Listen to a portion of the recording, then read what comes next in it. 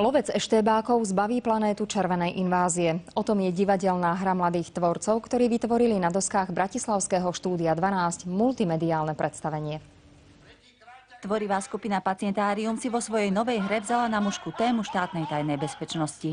Divadelná hra je parafrázou alebo paródiou, dá sa povedať, na béčkové filmy, kasové, úspešné americké z 80. a počiatku 90. rokov. Absolventi filmovej školy obsadili do väčšiny úloh nehercov a využívajú filmové vsúky či animácie. V podstate polovica predstavenia je na plátne. Zaujala nás na tom tá možnosť, tá intermedialita, že do akej miery je divadlo ešte divadlom. Predstavenie vzniklo v projekte Mliečne zuby, ktorý podporuje súčasnú drámu. Ďalšie zaujímavé témy spracovávame do večerných správ, tak poďte s nami. Dovidenia.